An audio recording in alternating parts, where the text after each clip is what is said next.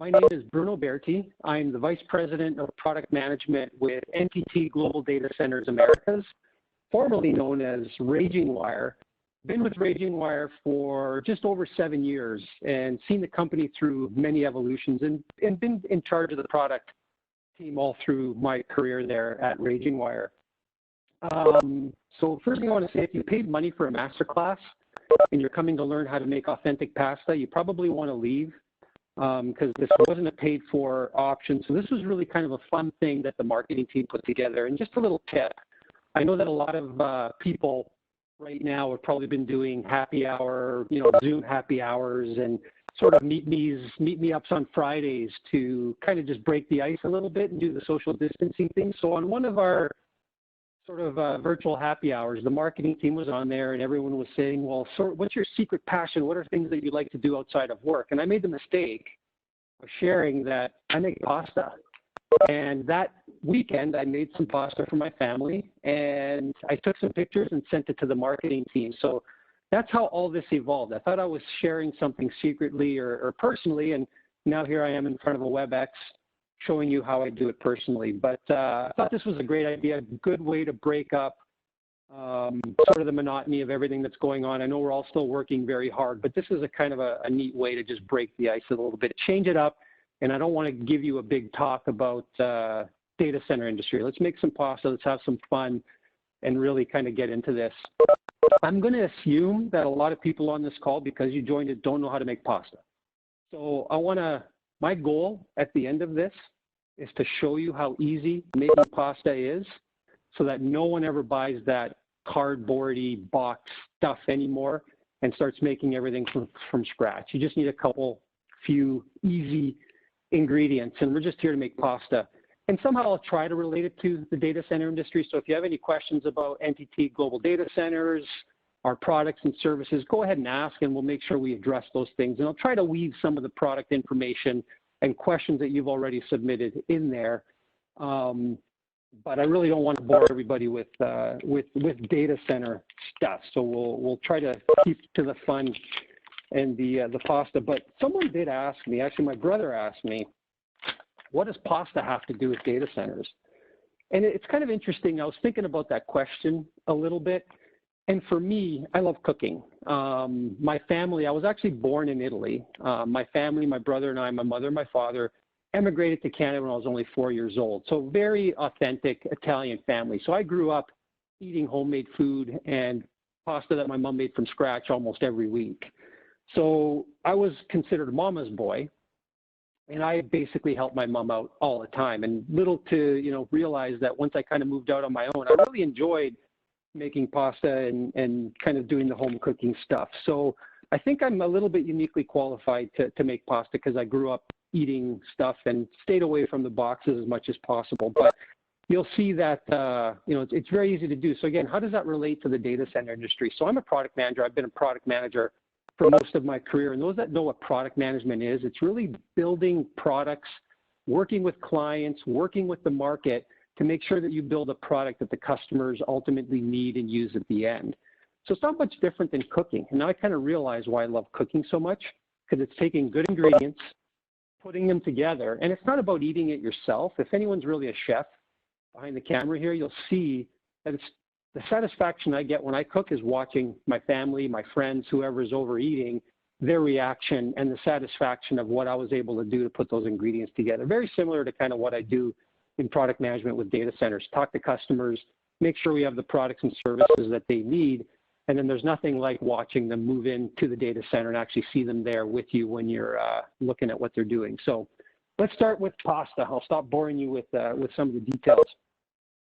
There's really only 3 ingredients with pasta. It's very simple to make. It's fresh eggs, it's 00 flour. I think someone actually mentioned it on the meeting invite. You got to have good quality flour. And I use 2 types of flour because this is what my mom did. So 00 flour is just a really finely ground flour. And since I'm Italian, I buy it from Italy. Was to also use semolina flour, which is more of a durum wheat flour. So it's a little harder and it actually gives you that mouthfeel. So when people say al dente, that al dente-ness comes from the semolina flour. So you're going to see that the semolina, if you never used this before, actually creates a little firmer pasta, which just cooks up perfectly when you cook it up. So my proportions, or my mother's proportions that she taught me, is every egg is 1 serving. So I'm going to make, because there's 3 of us in my family, we're going to make 3 servings. So here's the ingredients. For every egg, you have to go 50 grams of 00 flour and 50 grams of semolina. So I do a 50-50 split. You can experiment and do 60-40. You can try 70-30 and see what the different preferences is. But what we've found that we enjoy, 50-50. So for 3 eggs, we're going to do 150 grams of semolina and 150 grams of 00. So let's get started with that. Let's crack the eggs. Oops, got some on the table there. Lucky it's a clean table. Let's get the egg back in here.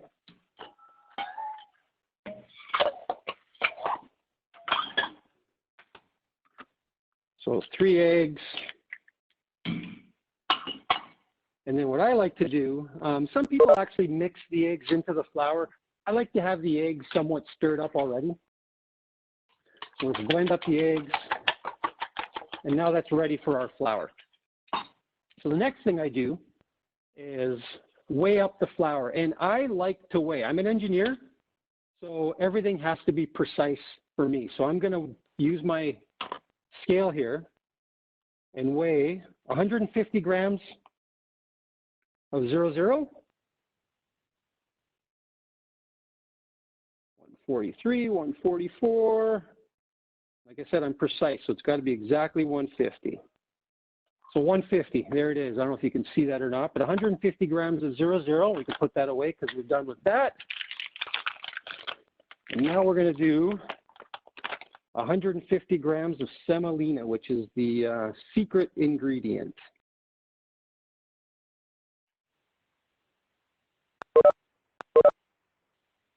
So 300 grams total now of both the semolina and 00 flour. There we go. Add a little bit more. Perfect. So now what I do is we make a little pile of the flour here. I'm going to get the scale out of the way as well because we're done with that.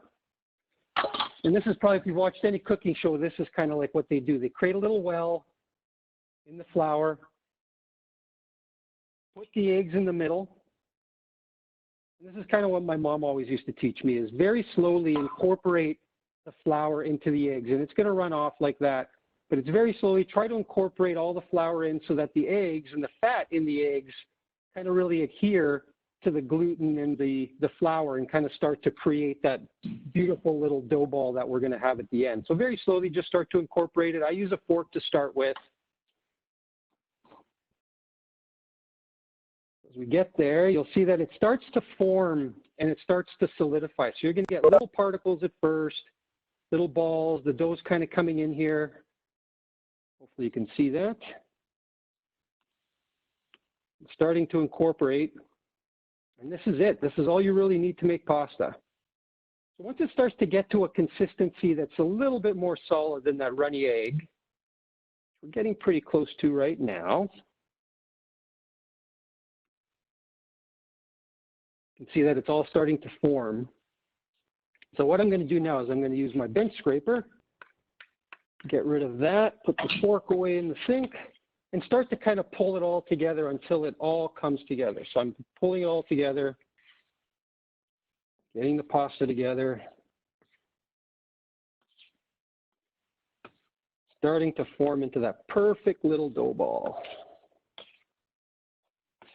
And it's at about this point, when everything's together, there's no more runniness of the egg, that we put the bench scraper away, roll up the sleeves, and start to form the ball ourselves with our hands. Nothing like a good set of hands to put everything together. So then you slowly start to compress it all. We want to get a nice little ball at the end of this. And you're going to get your hands dirty, so pull all the dough together, pick up the flour. There's a little stickiness at the beginning, but as you pull it through, it picks up all the loose flour that's on the table, and it will clean up at the end of it. I know my wife always gets nervous when she sees this, but by the end of it, it's all nice and clean. So let's continue to work the dough. And the trick to actually good pasta is to working the dough slowly, letting all of the pieces and glutens form and everything kind of come together. The slower you work it and the more you work it, the better the pasta tastes and the more compressed and sort of the product adheres to itself. So just keep working it, get into a very cohesive ball, nice and slow. You don't have to rush it. That's why I don't use a KitchenAid or a mixer to do this. I actually try to get it all done just by hand. It's pretty easy to do. So just pull it all together, get it all in, form the ball. And while I'm doing this, I noticed that there were some questions that were asked on the website as people were registering. The first one is obviously related to the current pandemic. And I kind of wanted to take this opportunity to really thank our staff, our in-house staff that's going into the data centers every day to make sure that they're running. That includes currently our security team, our critical facilities operation, which is ensuring the data centers are running, and our NOC staff. The NOC staff is kind of that staff that's really your first line of defense. They're the ones that do our remote hands and eyes service. And they're the ones right now that are really helping a lot of our clients that aren't going into the data center. So I just wanted to take this opportunity to thank those people that work for NTT and are going into the data center every day, because I think that's what's making sure that all of our customers are up and running and everything is going. So thank you to that team. And we did do a bit of an announcement. So every day or every week we're posting updates on our website. So make sure you go to our website to see exactly what our teams are doing to support the current pandemic and our clients through this. But I did want to talk about that one press release that we did specifically with regards to our internet traffic. I think everyone was suspecting that there would be an increase in internet consumption as people work from home and as different streaming services really start to uptick. So we made a decision internally, and I really want to thank our executive team for supporting this, was to really help our customers through that. I think we were one of the first ones that basically decided that we were going to provide some flexibility on our branded internet service. So if you buy internet from us, specifically, not from one of our partners, but directly from us, we are eliminating for March and April all penalties associated with overage charges. We knew customers wouldn't have an idea of exactly what their overage fees would be, so we eliminated those, at least the fees or the penalty fees associated with it, so you can continue to use your internet and just pay for what you use. The other thing we did is we knew that some customers would want to up their bandwidth for a time period, so we added flexibility and removed all term limitations, so you can up your bandwidth and take it back down. So those are the two big decisions and things that we announced very early on, and it's March now. We did our usage, and we have noticed that a lot of customers were taking advantage of that. So thank you for that. So you'll see here, I picked up most of the flour off of the table, and we have a formed ball. Now you could continue to work this. I usually work it for about 5, maybe 10 minutes until I get a pasta ball, but here it is. This is what's going to make delicious pasta and make everybody fat and happy. But what you do, once you have this, it's not done forming. It's really important. This is what my mom would always do, is you got to let this pasta or let the dough ball sit for about an hour to 2 hours in the fridge. So wrap it up in tin foil or in cellophane, and then put it in the refrigerator and let it sit for about an hour. We're not going to wait an hour. I just so happened, to watch the Food Network a lot, and I know that they always do one ahead of time. So this is one that I had done earlier. So we have the dough ball. So now that we did the first part of the pasta, and you saw it took about 10 minutes to get that done. So it's not a bad process at all. It's kind of probably one of the easiest things that you can make. So now that we have this dough ball, and like I said to you, we typically do 1 egg per serving. So this is roughly about 3 servings in here. So when we cut this and make the pasta, this is about 3 separate rolls through the pasta machine. So I need some flour here because we need to make sure that this cuts through pretty well. But so now I just flour it up a little bit. And I want to talk about my pasta machine because this is my favorite thing in the house. This is a Mercato pasta machine from Italy. It's an Atlas 150. And the thing I like about this pasta machine is that it has, and I've got about 6 different attachments. So now you get to pick and make your favorite kind of pasta. And that's part of the fun of making it. My family likes fettuccine, so we'll do fettuccine. But the region in Italy where I was born, in Abruzzo, they have this type of spaghetti, which it's called spaghetti Katana, which is a little bit thicker than a traditional spaghetti noodle, and it's flat. So it really holds sauce perfectly. So if you like saucy spaghetti, this is great for a bolognese. So we're going to do one of these, and I'll also do a fettuccine with this, but you'll see how I do it. So basically, you take the attachment, put it on to the machine, take your dough, take about a third of it, cut it, and then you just have to form it a little bit, because the first thing we're going to do is we're going to roll this into a thin sheet. And if you don't have a pasta machine, don't worry about it. My mom would always roll this. She'd flatten it out, roll it out by hand with a rolling pin, get it nice and thin, and then just use a knife and cut individual strips. So if you don't have a pasta machine, you don't have to worry about it. You can also just use this dough, flatten it out by hand, and cut strips of whatever thickness you like. But here's the two-stage, what we have to do now. First thing we do is basically flatten out the dough, roll it out, and that's what this machine does perfectly. My mom would always do it twice. I don't know why, but she would always roll it through twice, fold it over once, start to create your sheet, and then you get a little bit thinner. The way this roller works is every time you turn the dial, it gets a little bit thinner. Do a couple more times. I find with this attachment, if you're familiar with a pasta maker, number 4 works great with the Katana. So this is number 3.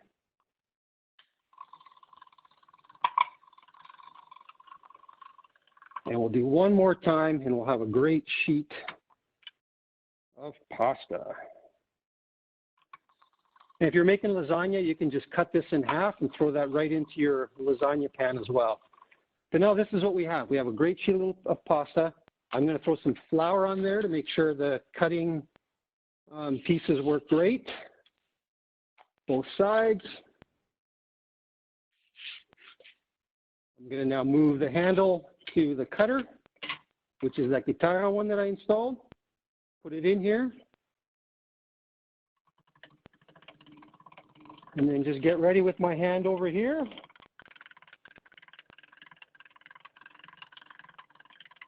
There you go. There's one serving of Katana spaghetti for the family. Now here's the little trick that I do, because pasta, actually, if you're going to cook it fresh, this is great. You can hang it on a broomstick like my mom used to do. Or what I like to do, if you're going to freeze this, first thing you want to do is make sure there's enough flour on this, because this will stick together, because the dough is a little bit loose.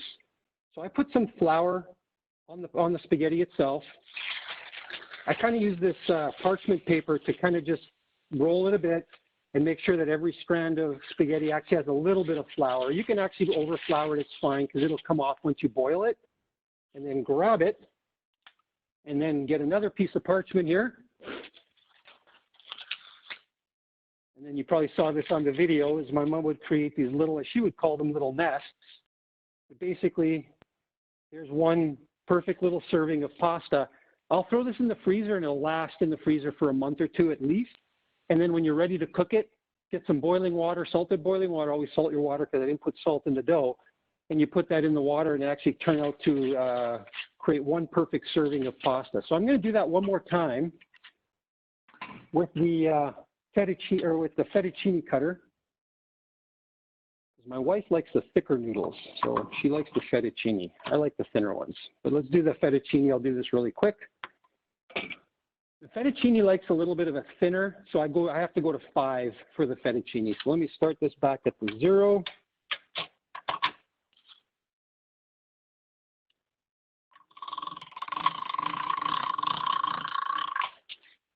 Fold it once, put it back through. Go to 1.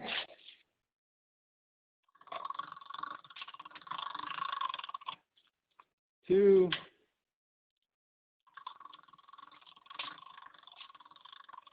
Go through a couple more times here. And someone was asking too, what kind of cut or spaghetti or pasta do I like with different sauces? So I do like the thinner spaghetti cut or linguine with a red sauce. And I do actually like a fettuccine, the thicker noodle, with more of a creamy sauce. My daughter was in Italy for the fall term, I should say, and she came back with a pepper and cheese recipe. So we love that. It's just a little butter, little cheese, pepper, and it just turns out so good with this cut. So here's the fettuccine cut. You'll see the noodles are thicker.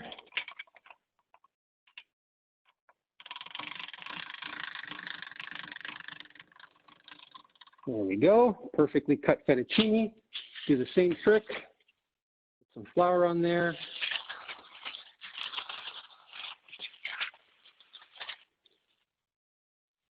Got your fettuccine. Make your little nest. There we go. Fettuccine, spaghetti alla chitarra. Hopefully that gave you an idea of how easy it is to make pasta. So that's the end of the demonstration. It looks like it's about 12:22 right now. So we have a bit of time for questions. I wasn't monitoring the chat. If anyone on the NTT team was looking at the chat, if there's any questions that anyone wants to bring up. One of the things I think what I saw, one of the other things before we go into open questions, I think someone saw that we were expanding in different locations because we've had some announcements, and I just wanted to kind of clarify the locations that we're expanding in. So if you're familiar with our company, you know that we're in 3 major markets right now. We actually have data centers in Sacramento, in Ashburn, Virginia, and in Dallas. We're actively constructing and excited to be opening a facility in Hillsboro, Oregon. We're constructing and really excited about our facility that we're opening up in Santa Clara, California, just down the road from us. And we've started construction in Chicago, Illinois as well. We're about to start. We're excited about our Phoenix location as well. So if you want any more details of any of those locations, we've got a lot of information on our website and kind of expanding into 4 new markets. So we're going to more than double our locations and data center areas this year, which is actually pretty exciting for us and the team. Any questions?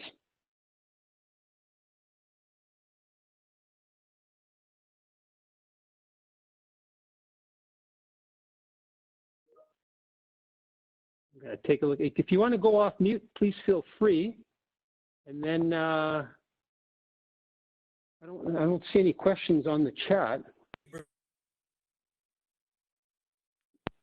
Yeah.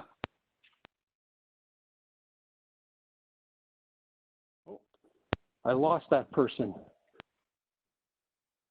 Bruno, how do you store the pasta in the freezer? Do you put it in plastic wrap, or do you, what do you do? Yeah, I literally will actually, so I have, I don't know if you saw the video, but I just have these metal tins, Doug, or just like a cooking sheet. And I literally just put it into the freezer just like this. I leave it open. I don't put it in a baggie or anything. I let it kind of freeze a day or two. And then if I'm going to cook it within the week, I'll just pull it out like that, just wide open. But if it's going to be in there longer, I'll let it freeze first, and then I'll put it into like a Ziploc baggie to try to keep it a little bit longer. But I find if you put it in a baggie too soon, it starts to stick together. So I let it freeze first, throw it in a baggie, and then it's good for a few months. Bruno, this is no Brooke. Other question. Oh, yeah. We have one other question submitted. How long does it take to boil the pasta? How long should you boil it? Yeah, that's the one that's probably a little tricky, right? So always boil your water and make sure the water is boiling rapidly. Throw in salt, a tablespoon of salt. Someone always said to me that the salt water really adds flavor to the pasta, so you got to make sure that the water does taste salty. So I usually add a tablespoon or more salt in the water. And then with fresh pasta, it doesn't actually have to cook that long. It's maybe 4 or 5 minutes max. And what I do, and my family knows this, is I'll always grab one, taste it. So you really got to monitor it, and kind of depends on how hydrated the dough was. Sometimes you have to cook it a little bit longer, sometimes a little bit less. If it's been sitting in the freezer, you might need to cook it a little longer. But my only recommendation is you got to stay at the pot, watch it, taste it, make sure that it's the way you like it. And I like an al dente. That's why that semolina flour works great for me. And I just wanted to say, you probably saw as I stepped out, I am wearing shorts. We are working from home. Our CEO yesterday, thank you, Doug, said we could wear shorts if we're working from home. So I just wanted to give a shout out to our CEO for allowing us to wear shorts. Hey, Bruno, we have questions. Oh yeah. We have one more question submitted in the chat function. Our viewers would like to know what's your favorite kind of sauce that you like to make at home? My favorite sauce, well, actually, it's funny you asked. I'm going to step out of the camera here for a second. So I'm going to grab out of my pantry. I'm a traditional pasta eater, so I love red sauce. You got to get San Marzano tomatoes, and it's so easy to make. I usually ground a little bit of beef and sausage, so I make a bit of a ragu. So put a can or two of this in, crush it all up, grind it as much as you can, let it cook for maybe an hour, hour and a half, and you've got the best sauce you need. It's really easy to make sauce, but I'm a traditionalist, love the red sauce. This is my favorite. You got to get San Marzano tomatoes. Again, quality ingredients, 00 flour, San Marzano tomato, and you got a great meal. Thank you so much for your time. Thank you for indulging me and allowing me the pleasure to actually cook while I'm supposed to be working. So thanks again, everyone. I know you have my email and stuff as part of this meeting invite. Don't hesitate to shoot me emails. Let me know what you think. This was kind of a bit of a break for us and hopefully something that we were able to have some fun with. So thanks for your time. Thanks for joining. I really appreciate all the people that joined. With that, I'm going to end the WebEx. Thanks again.